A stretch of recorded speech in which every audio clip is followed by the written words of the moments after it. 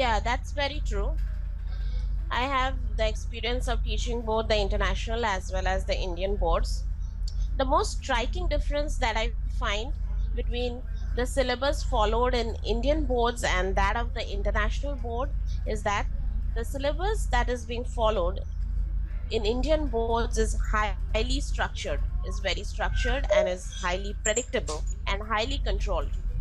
Though it is very true that all the national entrance examinations which are conducted in India are followed as per the Indian board syllabus or that happen according to the Indian board syllabus. Whereas, on the other hand, the biggest advantage of an international curriculum is the freedom offered in delivery of curriculum.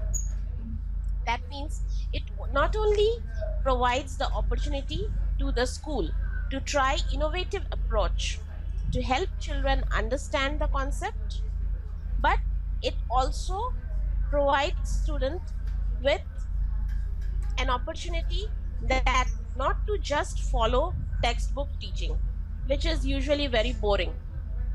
Always following the usual textbook teaching is sometimes very boring to the student. So assessments in international curriculum can be differentiated and thus learning can be made fun, which is found very difficult in case of Indian syllabus. So you want to say that Indian boards are more rigorous in their structuring of syllabus and everything. Yeah, and more pressure is given on the theoretical aspect rather than on learning the On the concepts. practical aspect, exactly. So moving on to my next question. So you have been primarily a mathematics teacher. So I would like to ask you, like, how do you help students overcome their fear of mathematics of numbers?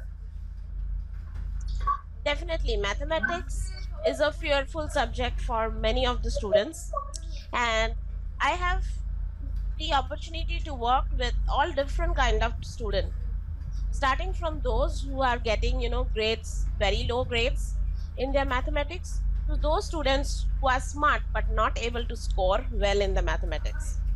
So there are few basic steps, or in fact few rules that I follow when I teach my students maths. First of all, I try to make learning mathematics fun and interactive. Until and unless you enjoy learning a subject, you don't learn. That's what I believe. So my methods of teaching help the student not only learn the subject, but he enjoys learning the subject. Patience and practice. That is the most important thing. Patience and practice makes it perfect. So I make my students work on different kinds of worksheets, starting from beginner level to advanced level, according to the level of the students. So which they enjoy working out and solving the problems. So their problem solving skills slowly start to develop as they start working with me. I start developing their problem solving skills so that they don't find the subject boring anymore. They enjoy solving problems and cracking the answers. And finally, following a student centric lesson plan. According to the student, I follow a very specific plan which helps the student upgrade their scores in exams. Because as per their needs and their weaknesses, you stress on those. Yes. So today everything is so technology driven. So how do you integrate technology with education in your classroom? And do you think audiovisual medium can help students understand the subject better and retain it in a much better fashion? Yeah, definitely. Technology does plays a very important role today. And being an online tutor, I have found that students learn better if they are able to visualize the problem and its solutions.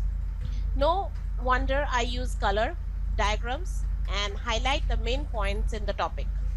One more thing that I use is voice modulation, because I have found that voice modulation helps the student to focus and concentrate on the topic better.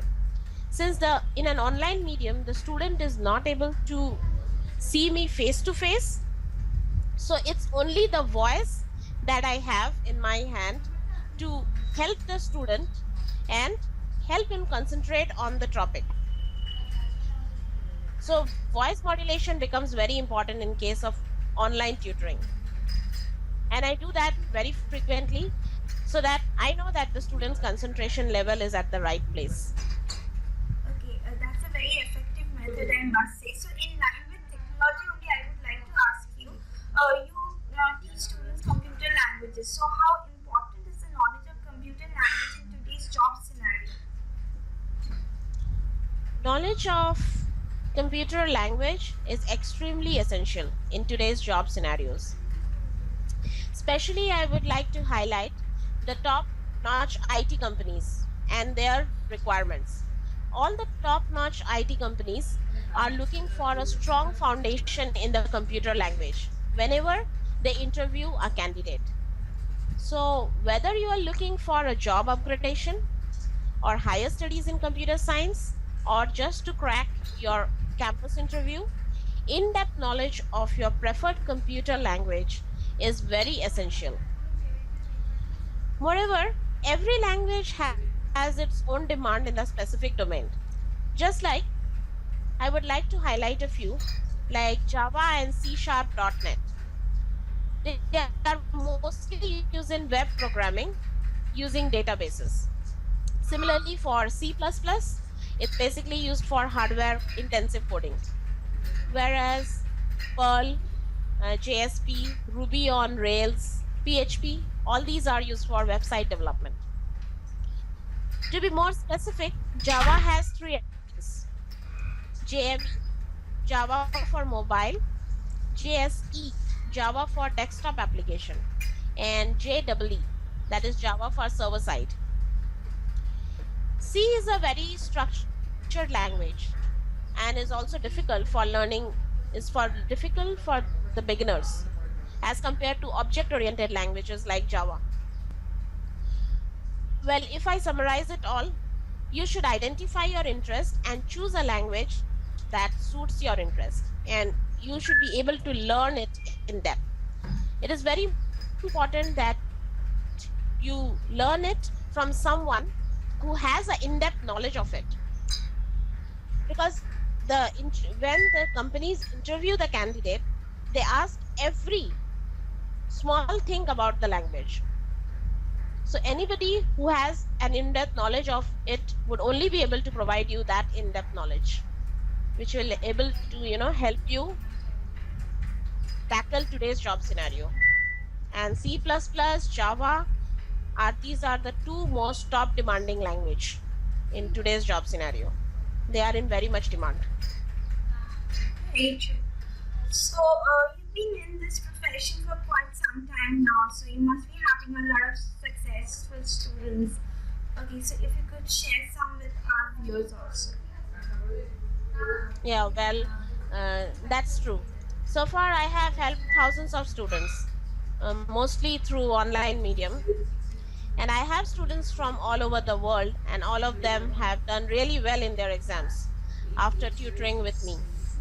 But one of the best success stories, which in my entire tutoring tenure, is what I would like to share with you.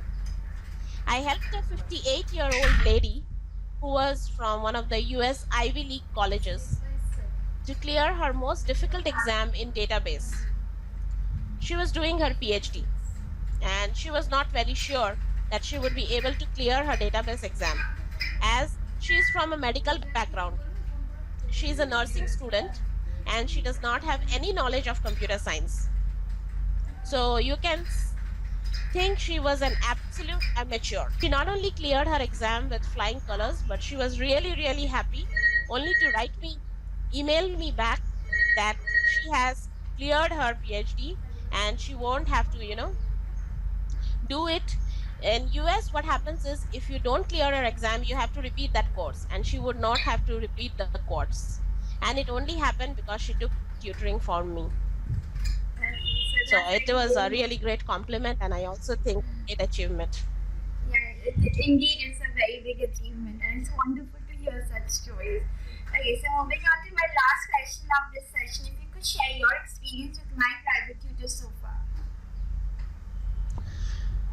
My private tutor is a very new experience for me, and where I'm very new actually to this site. But so far, I must say that this site is providing me with detailed contact from students, which other agencies do not provide. And so, definitely, it is very helpful for the teachers who are trying to make a mark in the teaching industry. Thank you. Thank you, Ms. Moushumi Mandal. Thank you so much for taking out time from your very busy schedule and giving us this